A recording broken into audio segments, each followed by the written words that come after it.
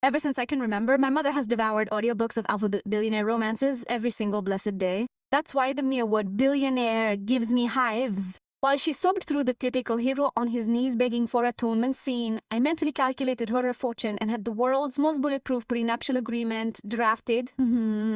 Warning, this is pure fiction. Characters, dialogue, and situations are concocted in my twisted brain for entertainment purposes only. May contain sarcasm, expert level, uneven relationships, adult themes, and strong language. Read at your own risk. When my mother lamented that the protagonist was nothing more than a sad substitute for the untouchable golden girl, her eternal and immaculate love, I would say, well, take out her gold filling. Well, unfortunately, I came into this world with a face that says, don't even try. No man has ever dared to get close enough. Consequently, my aspirations of becoming a professional fortune teller were dashed completely. Until that night, it was the graduation party at a fancy bar downtown. A group of guys in suits that cost more than my annual rent looked me up and down for an eternal minute. One muttered, "She looks just like Vivian." The best-looking one, the one who exuded a dangerous calm, approached slowly. He smiled that practiced half-smile that didn't quite reach his eyes.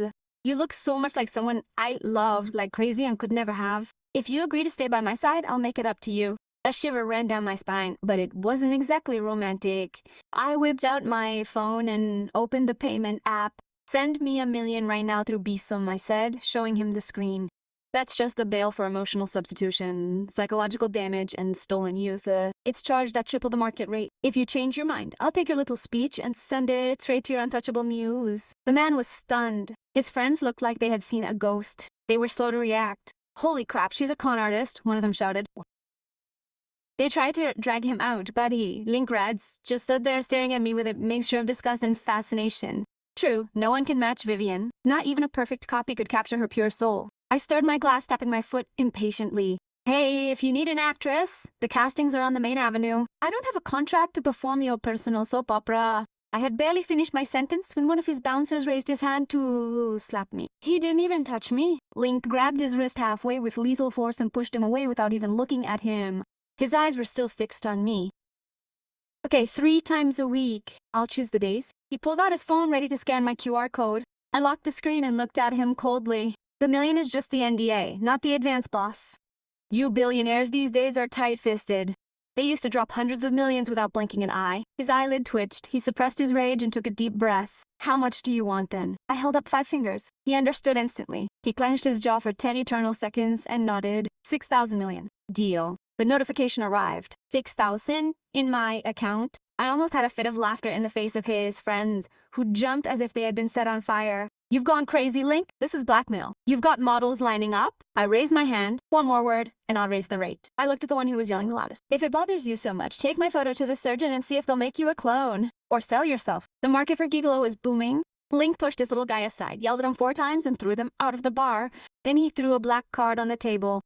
"I'll call you when I can. Don't look for me." I threw it on the floor without touching it. Monday, Wednesday, and Friday afternoons off. Weekends, rate and a half. Holidays, triple. You know the rules. I slung my bag over my shoulder and left without looking back. On the way home, I wrote to my mother. "Mom, I've got a huge offer from a top company.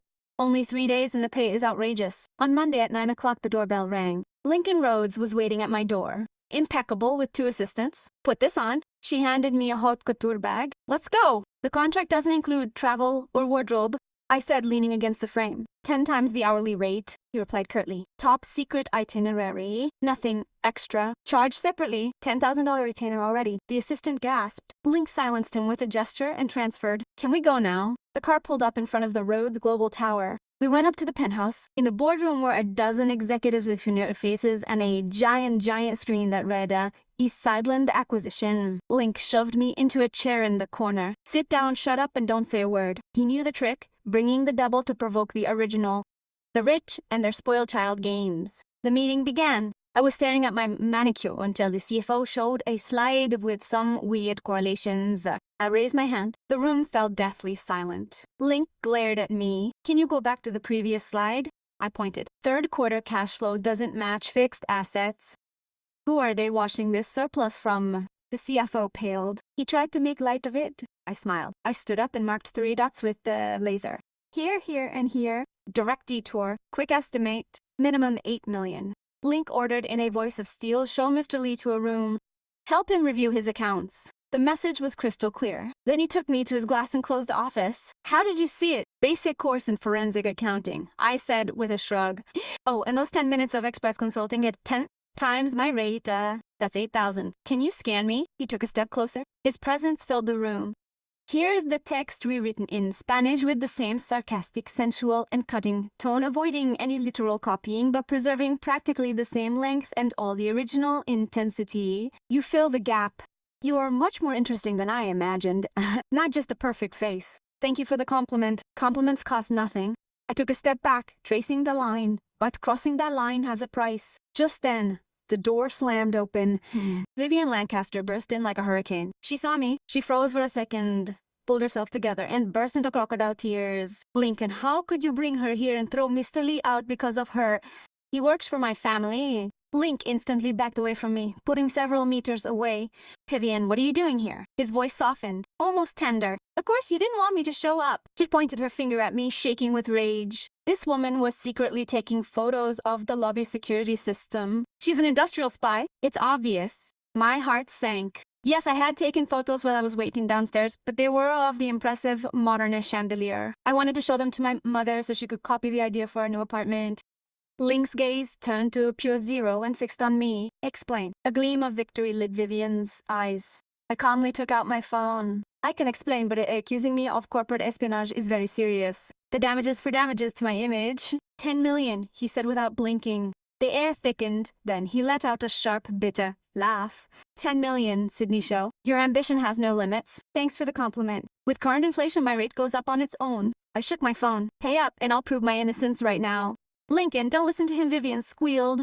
He ignored her completely and tilted his chin at his assistant. Transfer. The notification rang. I unlocked the gallery and showed them the screen. Close-ups of the cut glass and chandelier. Dramatic lights. Pure luxury. The lighting in your company is spectacular, Mr. Rats. I was just looking for inspiration for my mother. Vivian paled to paper. That's intellectual property infringement, she stammered. Link gave her a look that could have frozen hell. Vivian, apologize. I got a strand of hair tangled in my finger and smiled with poisonous sweetness. Apologize now, or I'll call your fiancé and tell him why you spent the afternoon whining here. Vivian snapped her mouth shut. She looked at me as if she wanted to strangle me. Humiliation painted on his face, and he mumbled. I'm sorry on tape, I said, putting my phone away. Next time the price will be double. He ran off, soilusing theatrically. Link took me back to my apartment. He cornered me against the floor-to-ceiling window. Who the hell are you, Sydney? Your creditor? I replied, pushing him away. He ignored me. He closed the distance and kissed me angrily. As punishment, I turned my face away. Kisses cost extra, 10,000 each, I warned, pushing his face away with mine. That night he showed me, in a very physical way, that he was rich, and not just in money. Still, even in the most intense moments, I never forgot my rates. Change of plans. I gasped in agitation. That increases the bill? Link grabbed me by the waist. Sarcastic. You even charge for breathing, Sydney. Don't you get tired? Giving it away would be more dignified, don't you think? I smiled coldly at him. This is business. Don't mistake it for anything else. And then I saw him lose his temper, not as a lover, but as a man who hates not being in complete control. When he was done, he leaned back against the headboard and lit a cigarette. Vivian is getting married. Congratulations, I yawned. I'm exhausted. Don't ask me to pretend to be interested in your love life. He stubbed out his cigarette. Smoke covered his eyes. Dark and legible. The Lancasters need the Ashworths' funding. It's a business alliance. That's why he left me the money. It all fell into place instantly. And you hired a replacement to get even and soothe your bruised ego. I scoffed. Pathetic. But calm, Mr. Rats. I sat up and ran a finger down his chest. With me, you'll always have something more sincere than love. Something that money can buy. For example, now post-sex cleaning service. 50,000 cash or wire. He stared at me. Slowly, a cold, dangerous smile spread across his face. He gripped my chin tightly. Sydney Show, you better stay this smart for the rest of your life. From that night on, Link's visits became routine. I woke up pressed against the warm, hard chest, wrapped in Egyptian cotton sheets embroidered with the logo of some luxury hotel. His arm rested on my waist as if it belonged to him. I pushed him away with surgical precision. I didn't move like a satisfied lover, but like a maid finishing her shift. He grunted, half-opened his eyes, his normally impeccable hair hanging in a mess. His 2-day beard humanized him. Damn, too bad for him. I sat on the edge of the bed, opened the payment app, and left my phone switched on the nightstand. Post-meeting fee, 50,000, includes travel, exclusive use of the space, and non-refundable emotional cleansing. He sat up with the tense calm of someone who never hears no. He watched me silently, his gray eyes narrowed. There was something more than anger, bewilderment, as if he didn't know whether he wanted to hit me, kiss me, or hire me for life. "Did you sleep well?" he asked in that deep, perfect voice. "Just enough. Dreaming costs extra." He reached for his phone. The deposit notice went off at the same time I got up. I walked naked to the bathroom, aware that his eyes were following me. As I closed the door, I heard his dry laugh, almost a sigh. Half an hour later, we left the hotel like two strangers. He, in an impeccable dark blue suit, I, in an expensive dress, my makeup redone, my hair pulled back, as if I hadn't just gotten out of bed. The silence in the car was thick but not uncomfortable. Two predators sharing territory. "Did last night mean anything to you?" he finally asked, looking at the road. "Yes," I replied, turning my face toward the window where the mattress was firm. He stopped talking until he left me in front of my building. The assistant opened the door for me like a queen. I turned to Link. "Anything else?" Invoice? Acidic comment? "No," he said seriously. "But I like you better when you bite." That same night, a notification arrived. "New deposit. Same sender, same exact amount, no reason. Or message." 2 days later, another. On the 4th day, Link showed up at my door alone. No suit, dark jeans, gray t-shirt, 3-day, beard. He almost seemed normal. I crossed my arms. "Are you here to haggle over another rate?" "No," he scratched the back of his neck. "Uncomfortable? I came to tell you that I refuse to keep paying without knowing why the hell I'm doing it." "Why are you paying? Or why can't you stop?" We looked at each other. His jaw tensed. He wasn't older, maybe 35, but his eyes were those of someone who had fought too many internal battles and was losing. The last one. "You're not Vivian," he finally said quietly. "You don't try to be like her, but when you're around, you erase me, you disconnect me." I took 2 steps toward him. "Then you charge me for erasing your past." "Sydney, don't say my name like it's sacred. You say it when you transfer, not when you're trying to justify your loneliness." He closed his eyes, took a deep breath, and left. He didn't kiss, touch, or pay, yet returned 2 nights later. And this time he didn't bring any money. He didn't bring any money the next time. Just a phone order. "Get dressed smartly. No beating around the bush. I need you at the company." "I'm not on your org chart," I replied as I painted my nails. "And my mornings are expensive." "This is not a date." He cut me off abruptly. "This is a board meeting." That's when I knew something was wrong. Link didn't do impromptu meetings, especially not with me. I arrived at the Rhodes building 20 minutes late. Calculated punctuality. The lobby smelled of polished marble and old money. They looked at me like I was a virus with stilettos. I was wearing a tight black suit, a knee-length skirt, discreet heels, elegant, not fancy. As he entered the boardroom, 12 heads turned, expensive executives, looks ranging from contempt to morbid curiosity. And there to Link's right, sitting like a queen, was Vivian Lancaster, impeccable blonde, perfect waves, natural makeup, studied to the utmost. She could have been my age, or younger, but she exuded the confidence of someone who has never had to fight for her seat. She smiled at me, not in joy, but in warning. "Gentlemen," Link announced in a neutral voice. "Miss Sydney Show, external consultant." Vivian raised a perfectly plucked eyebrow. "Consultant, but in what specific area?" she asked in that honeyed voice that sounded like poisoned honey. "Public relations," I replied. Several forced smiles instantly appeared around the oval table. "Able. Financial strategy," I added quickly before Link could open his mouth. "Relax, Vivian. I don't mean to take your seat, although it looks really comfortable." The silence fell like lead. Link pressed his lips together. Vivian crossed her fingers tightly. The meeting continued. Projections, risks, possible acquisitions. I just listened. I always listen. When it was Vivian's turn to speak, she pivoted with perfectly rehearsed grace. "The problem isn't cash flow," she said. "It's how we're perceived outside. East Sideland needs credibility, and credibility is built on image, not columns of numbers." I leaned forward a little. "How curious," I whispered. "So how do you account for the difference in deferred liabilities in the second quarter?" Vivian blinked twice. "There is no such difference." I stood up, walked over to the screen, and pointed the remote. "Look, here and here too. If we correct the real depreciation and not the doctor version in the official reports," I noticed a slight twitch at the corner of his mouth. "That is incorrect," he insisted. "Our legal department is not there to cover up accounting errors. The court is there to hide them." The murmur ran through the room like an electric current. Link didn't even try to stop me. One of the more senior executives looked at me with a different kind of attention. It wasn't desire, it was pure respect. That was unusual. His verdict: "Miss Shaw, if you move forward without fixing this," I said, "in less than 6 months you will have an external audit, and they will not come with kid gloves."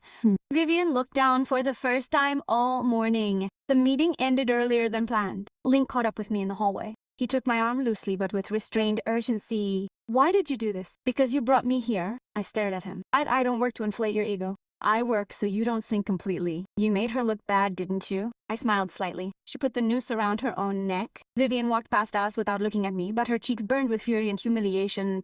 In the elevator, Link studied me as if he were suddenly confronted with a stranger. You're not a substitute, he muttered. I never was. So what exactly are you? I pressed the button for the ground floor. A very expensive problem. Decide if it's worth paying for anymore. The doors closed, and for once, I didn't charge for another second. The air in my hometown smelled of damp memories and old rain. It wasn't a sad or happy place. It was simply authentic, like my mother. I found her in the kitchen, viciously gutting apples. She was wearing her usual flowered apron with that eternal red wine stain in the corner, and her hair pulled back in a screaming bun. I'm not in the mood for nonsense today. In this surprise visit? He asked without looking up, though his voice shone with curiosity. I closed an important contract, I said as I hung my bag on the chair. I had a few hours free. He glanced at me sideways. Important guy, they pay you a fortune? Or important guy, are you falling in love and don't want to tell me? I let out a low laugh, not out of affection, but because I had almost hit the bull's eye. It's not love, Mom, it's a career strategy. A career strategy that happens in bedrooms, he replied, raising an eyebrow. Mom? Oh, old girl? Yeah, silly. No, I didn't raise a naive girl. I raised a lethal woman. But I'm still worried that guy with the gray face is paying you too much to be just a client. I shrugged.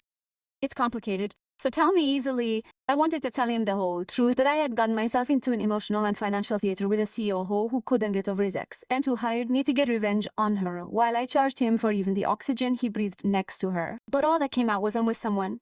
The apple slipped from his hands. What do you mean with someone? It's complicated, I repeated. He sat across from me, hands folded. You love him, I thought of Link. In that way of his of looking at me as if he didn't know if I was his punishment or salvation. In how his silences weighed more than my ironies. I didn't lie completely. He loves you too. He says he doesn't, but he acts as if he does. So he's either scared, or has too much pride, or both.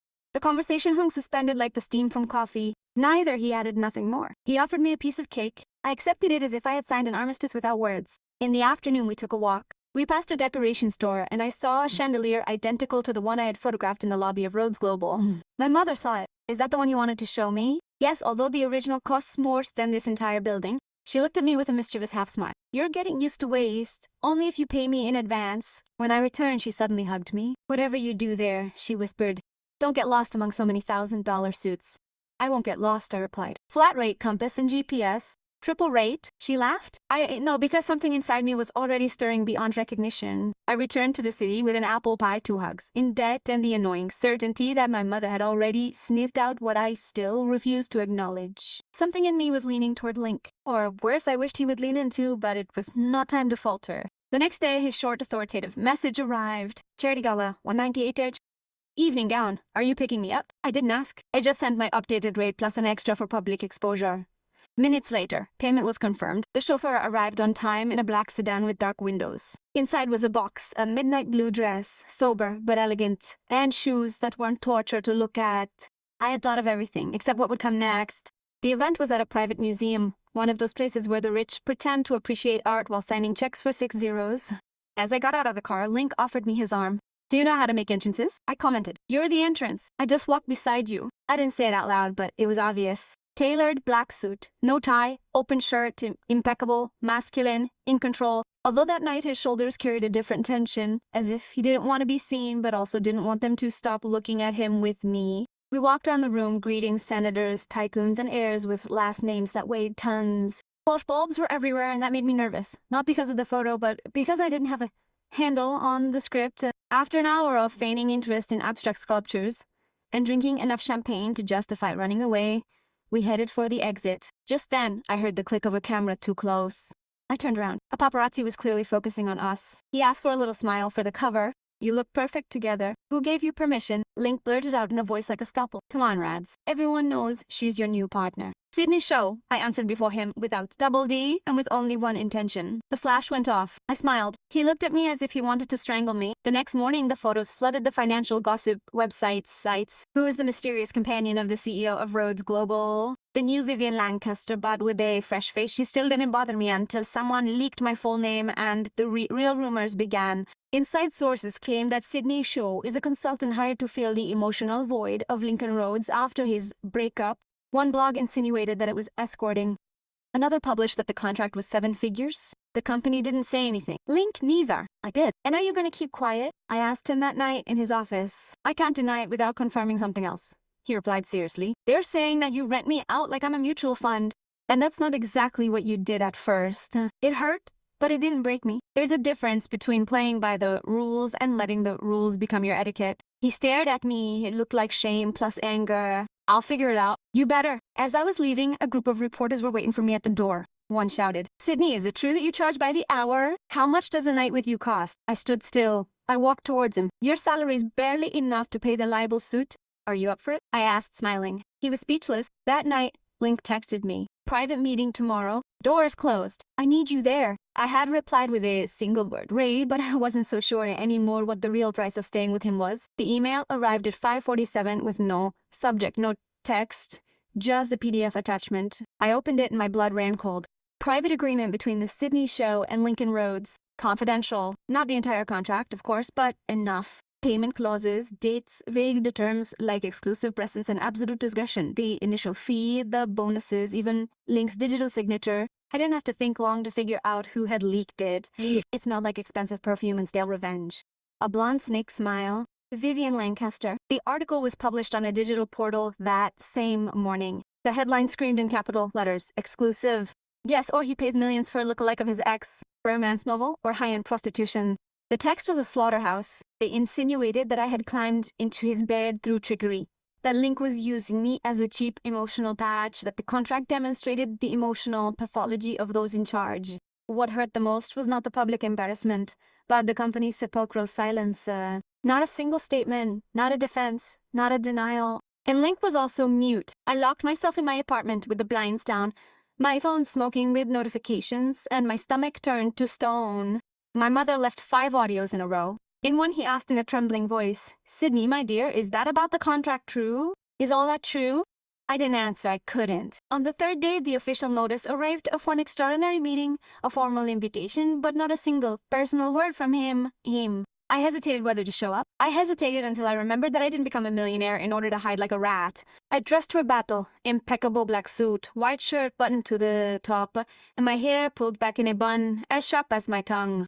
The room was packed. Executives, investors, even lawyers. In the chair, Link frozen. Perfect. Without looking at me once. The chairman of the committee took the floor. Miss Shaw, your attendance is voluntary, but we need to clear up certain rumors. I took a deep breath. Do you have any questions about my professional performance? More about the nature of your relationship with the CEO, he replied. I crossed my legs slowly and unhurriedly. Since when has Mr. Rat's sex life been part of the financial agenda? An investor jumped up irritably. This has tarnished the company's reputation. The stock has dropped 3 points since the leak. Then Link woke up. That drop isn't Sydney Show's fault, it's mine. Dead silence. Are you acknowledging the existence of the contract? The board's counsel asked. I acknowledge that I hired her, yes, but not to replace anyone. She was the only one who exposed an internal fraud that all of you turned a blind eye to. The only one who stood up to toxic partners without flinching. And frankly, the only person in this room who has never lied to save her own ass. Pause. Link stood up. By the way, Vivian Lancaster has been dismissed effective immediately. My pulse raced, not with joy, but because she had finally chosen me in front of everyone, without hiding. Vivian wasn't there, but she must have felt the blow from her glass office. That night I left the building with my chin held high. A swarm of reporters tried to corral me. I didn't open my mouth. I just raised my hand like a dethroned queen who still holds her crown. At home, Link called. I didn't answer. He texted me. Thank you for not bringing me down when you had every reason to. I replied, I still can. Courtesy has an expiration date. Then I typed another message that I never sent. Your silence hurt me more than any headline. I deleted it and turned off my phone. I disconnected everything. Phone, computer, social media, even the doorbell. 3 days of nothingness, my world. During that time, he didn't insist. Not a single call or message. And that hurt more than anything. Not because of lack, but because of pride. He had defended me when I was no longer of any use, and then he disappeared. On the 4th day, I put on the first thing I could find. Old sweatshirt, badly done ponytail, dark circles under my eyes. I opened the window. The sky was still there. Me too. At 9 o'clock, the intercom rang. I froze. I waited. It rang again. I opened it. There he was, without a suit, dark jeans, a basic white t-shirt, longer than usual hair, carelessly pushed back several days worth of beard, tired eyes, and an expression that was new to me. Humility. What are you doing here? I asked without inviting him in. I'm tired of talking to lawyers, image consultants, and fearful executives. I came to talk to you. Only you. Are you here to negotiate your acquittal? There's no contract this time, he said, putting his hands in his pockets. I came without armor. I looked at him for a second, opened the door wider. I didn't invite him in, but I didn't close it either. Speak. He came in. He stood in the living room, looking at the sofa full of thrown cushions, the dirty cups, the half-open curtains. He didn't say anything, just sighed. I was wrong, he began. I used you. You knew it. I knew it. And yet I kept going, because it was more comfortable to hide behind you than to face what I had truly lost. I thought Vivian would say. He shook his head. That disarmed me myself, he continued. I paid you $6 million for your presence, silence, and aesthetics. But what I got was intelligence, loyalty without obligation, and a sincerity that no one else dared to give me.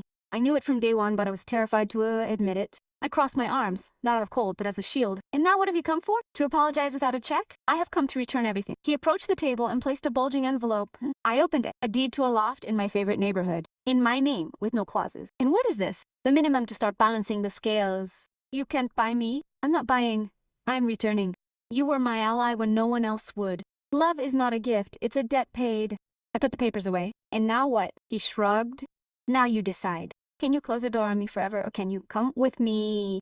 No, on a date, not another night. Something different. For what? To reclaim your name, your way? I watched him. For the first time, there was no Sue, just a man who had lost his way and who had perhaps unintentionally found it in me. I grabbed the keys. Let's go. But I'll drive. Why? Because the woman of 6 million chooses the route. We left without looking, yet his fingers lightly touched mine crossing the street. I didn't intertwine. Not yet, but I didn't move away either. And for us, that was too much. The boardroom no longer intimidated me. What bothered me was how they looked at me now. Before they'd ignored me, then they tolerated me, then they'd feared me, and now they needed me. Link had sent me a formal invitation to the crisis meeting about East Sideland, but not as an outside consultant, as interim director of strategy. I asked him if he was joking. You're the only one who saw it coming, he said without blinking. And the only one they can't manipulate? That doesn't mean they want me there. I didn't hire you to be wanted. There was poetry in it. They hired me as a shadow, a cheap copy, on a whim. And now my name was plastered on the door. The meeting began with electricity. The screens were flashing with plummeting graphs. The East Sideland project, the crown jewel of Rhodes' portfolio, was sinking hopelessly. The new CFO installed after the previous scandal was speaking nervously.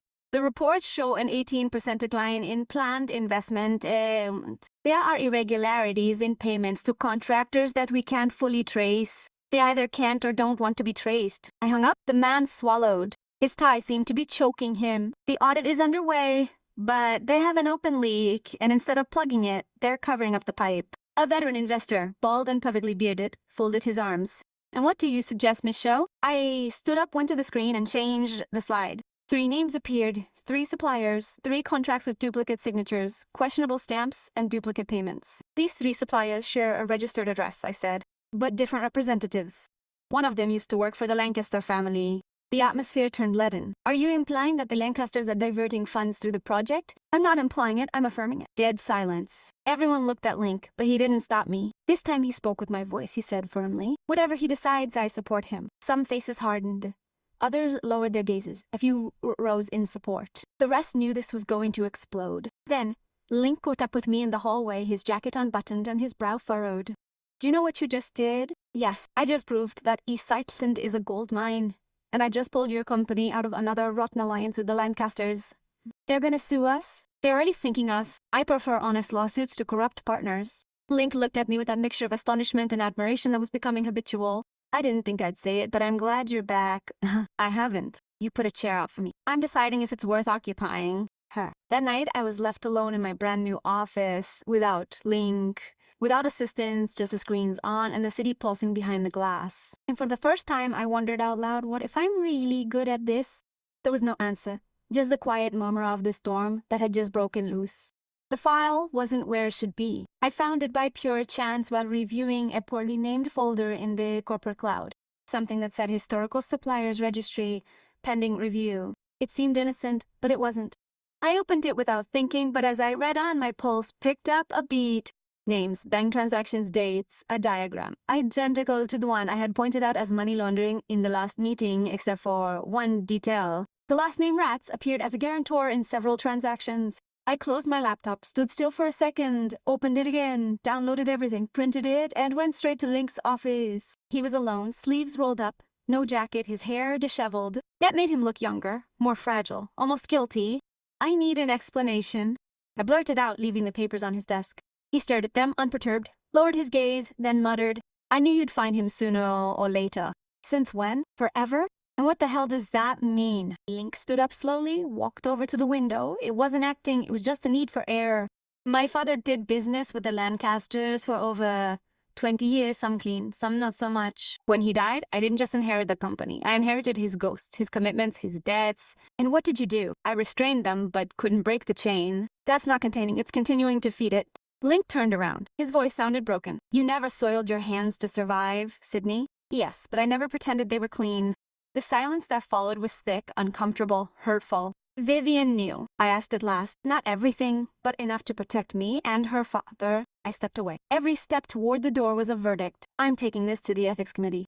"I know. You could lose everything." "I know. And yet you let me do it?" Link nodded without blinking. "If you don't, no one else will. And if I must go under to finally clean up this company, then so be it." I paused in the doorway. "Don't give me the martyr speech. Link, it doesn't suit you. I'm not saying it for you, but for me. I'm tired of building on rubble." We looked at each other for a second longer. I left without saying goodbye. That same night, I scanned everything. I sent it to the committee with a short note. "Proceed as you see fit, but this time, do it right." I turned off the computer, closed the blinds, and stood in the dark. I didn't cry, but something inside me snapped. It wasn't the company, it wasn't him, it was me, stopping pretending to be indifferent to any of this. The consequences came quickly.